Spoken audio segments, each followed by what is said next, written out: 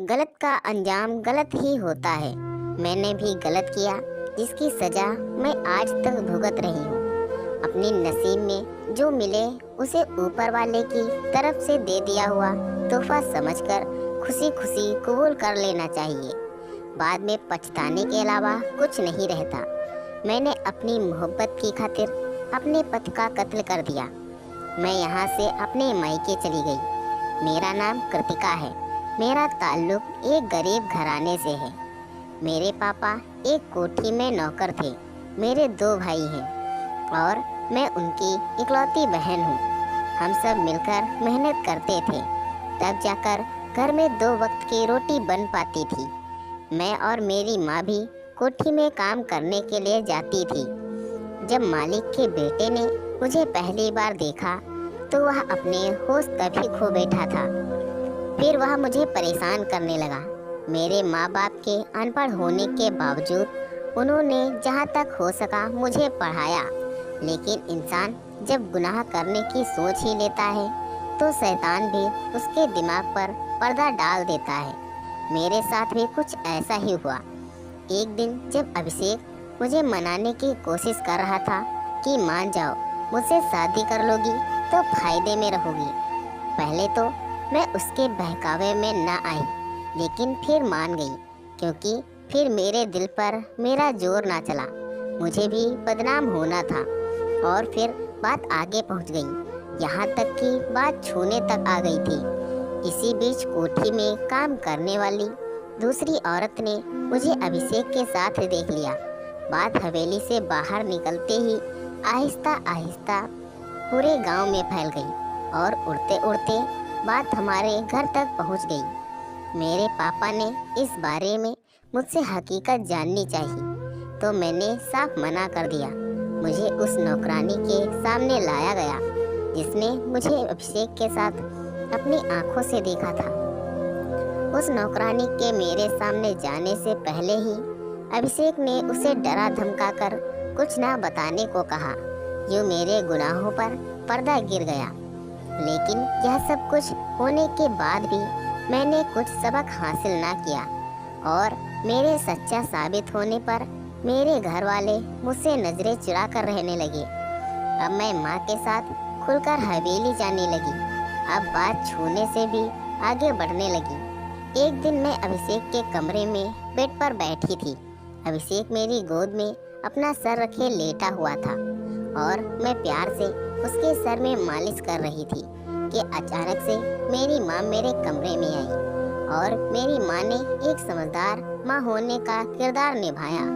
बिना चीखे चिल्लाए और बिना शोर मचाए मुझे बाजू से पकड़कर बाहर ले आई और मुझे अपने साथ काम पर लगा लिया। जब से मेरी माँ ने मुझे अभिषेक के साथ देखा था, तब से मेरी माँ के आंसू नहीं रुक रहे थे। मेरी माँ ने बहते हुए आंसुओं के साथ अपना काम खत्म किया और मुझे अपने साथ लेकर घर आ गई। मेरी जिंदगी का वह पहला दिन था जब मेरी माँ ने मुझे इतना मारा जितना वह मार सकती थी। फिर मेरी माँ ने माँ होने का हक अदा करते हुए यह बात मेरी माँ ने मेरे भाइयों से छुपाए रखी और फिर मेरे हवेली जाने पर भी पाबंदी लगा दी गई। और फिर गांव में मेरे बारे में बातें शुरू होने लगी और अब हवेली में से किसी ने यह बात साबित भी कर दी, तो अब गांव में बात जंगल की तरह आग की तरह फैल गई। पापा को भी इस बात का पता चल गया, मगर मेरे भाइयों को इस बात का यकीन दिलाया कि यह सब झूठ है। कभी वह गुस्से में आकर कोई गलत कदम ना उठाते। मेरे लिए रिश्ता तलाश किए जाने लगा, मगर मुझ पर लगे दाग की वजह से कोई भी मुझसे शादी करने के लिए तैयार नहीं था। मेरी माँ ने अपने दोस्त के बेटे से मेरी शादी करवाने के लिए उनकी खूब मिन्नतें की। मेरी माँ की दोस्त की आंखों की रोशनी नहीं थी, मगर फिर भी अपने दोस्त पर दुखों के छाए बादल देख और समझ सकती थी। और मेरी माँ के दोस्त मुझे अपने घर की बहू बनाने के लिए तैयार हो गई और मैं शादी करके उनके घर चली गई। मेरी माँ के दोस्त का लड़का रमेश दिल्ली में किसी कोठी पर सिक्योरिटी गार्ड था। वह महीने में एक आध बार आ जाता था। घर में सारा दिन मेरी सास रहती थी। शादी के 1.5 साल बाद मैंने एक बेटी को जन्म दिया और बेटी को जन्म देने के बाद मैं दोबारा मां ना बन सकी। रमेश की और मेरी शादी को 7 साल गुजर गए थे। मेरी बेटी 5.5 साल की हो गई थी। मेरी सास बस एक तरफ बैठी रहती थी और मेरा पति दिल्ली में ही जॉब करता था। इसी वजह से मेरा और अभिषेक का रास्ता खुल गया था। आखिरकार हमने रमेश को मौत की नींद सुलाकर इससे जान छुड़ाने का फैसला कर लिया। प्लान के मुताबिक उसको खाने में जहर डालकर खिला दिया। रमेश सारी रात तड़प तड़प कर इस दुनिया को छोड़कर चला गया। मैंने रमेश की लाश को बेड पर सीधा लेटाकर अपने कमरे में चली गई और सुबह होने के बाद रोना धोना शुरू कर दिया। रमेश के पीछे उसकी बूढ़ी माँ के अलावा कोई भी रिश्तेदार नहीं था और किसी को मुझ पर शक भी नहीं हुआ। और रमेश की मौत किस तरह हुई किसी ने इस बारे में जानने के लिए दिलचस्पी भी ना ली। और फिर रमेश का अंतिम संस्कार कर दिया गया और मैं रमेश के घर से अपने घर आ बैठी। अभी अभी रमेश की मौत को ज़्यादा वक्त भी ना हुआ था कि मैं अभिषेक के साथ अपनी बेटी को लेकर घर से फरार हो गई। अभिषेक ने मुझसे शादी कर ली।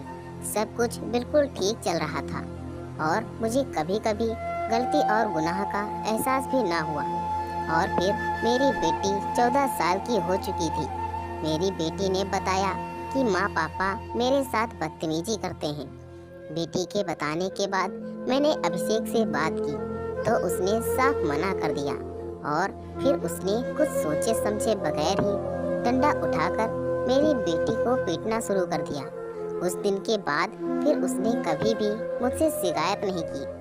फिर मैंने अपने पति पर नजर रखनी शुरू कर दी, मगर मैं उसे कभी रंगे हाथों ना पकड़ पाई। एक दिन मेरा पति बाहर से बहुत गुस्से में आया और मेरी बेटी को मारना शुरू कर दिया। मेरे पूछने पर अभिषेक ने बताया कि इसका किसी लड़के के साथ नाजायज संबंध है। ये सुनने के बाद मैंने भी उसके साथ मिलकर अपनी बेटी को पीटना शुरू कर दिया। मेरे पति ने कहा कि ये अपना गुनाह छुपाने के लिए मुझ पर इल्जाम लगाती थी, जबकि मेरी बेटी कसमें खाती रही कि माँ पापा ने मुझसे अपनी हवस मिटानी चाहिए। तो मैंने मना कर दिया तो मुझे उसकी सजा दे रहे हैं। मैंने उसका बिल्कुल यकीन ना किया। मेरा गुजरा हुआ पल मेरी आंखों के सामने था। दूसरी तरफ मेरी आंखों पर मेरे पति की मोहब्बत की पट्टी बंधी हुई थी और मैंने अपनी बेटी को इतना मारा कि वह बेहोश हो गई। उस दिन के बाद मेरी बेटी ने अपने सौतेले बाप के बारे में कुछ नहीं बताया। फिर 1 महीने के बाद मेरी बेटी ने खुदकुशी कर ली। हमने उसका चुपचाप अंतिम संस्कार करना चाहा, मगर पुलिस को इस बात की खबर मिल गई और उसका पोस्टमार्टम करवा दिया तो पता चला कि मेरी बेटी माँ बनने वाली थी। हम दोनों को गिरफ्तार कर लिया गया। पुलिस के जोर डालने के बाद मेरी पत्नी मेरे सामने ही पुलिस को सब कुछ सच बता दिया, बल्कि ये भी बताया कि उसके साथ उसके दोस्त भी शामिल हैं। इस सच्चाई के बाद मेरे तो होश ही उड़ गए। मैं बेहोश होकर गिर पड़ी। मुझे 3 दिन बाद होश आया। मुझे बेकसूर कहकर बरी कर दिया गया और फिर ये भी पता चला कि मेरी बेटी ने खुदकुशी नहीं की, बल्कि मेरे जालिम पति ने मेरी बेटी के सौतेले बाप ने अपना गुनाह छिपाने के लिए मेरी बेटी को जिंदा जला दिया और अब मेरा जालिम पति जेल में सजा भुगत रहा है। मेरे बाप भी ये दुनिया छोड़कर जा चुके हैं। मेरे भाई गांव छोड़कर शहर चले गए और मैं अपनी बेटी के गम और अपने गुनाहों पर रो रो कर आँखों की रोशनी भी खो चुकी हूँ। आज मेरी आँखों की रोशनी जा चुकी है। बस मेरी एक ही ख्वाहिश है कि मैं सब रिश्तेदारों से माफ़ी मांग लूँ और एक बार इस दुनिया को देख लूँ, लेकिन मेरी यह ख्वाहिश पूरी होना नामुमकिन है। अब तो मुझे इस बात का गम है कि काश उस दिन मैं अपनी बेटी के बात पर विश्वास कर लेती तो आज यह सब ना होता। तो दोस्तों, उम्मीद करता हूँ आज की ये कहानी भी आपको पसंद आई होगी। कमेंट करके ज़रूर बताएं। वीडियो को लाइक कर दीजिए और इसी तरह की कहानियाँ लगातार देखने और सुनने के लिए चैनल को सब्सक्राइब करके घंटी को दबाकर ऑल पर सेट कर लीजिए ताकि आने वाले वीडियो का नोटिफिकेशन आपके पास तुरंत पहुंचे। मैं मिलता हूं आपसे अगली वीडियो में, तब तक के लिए धन्यवाद।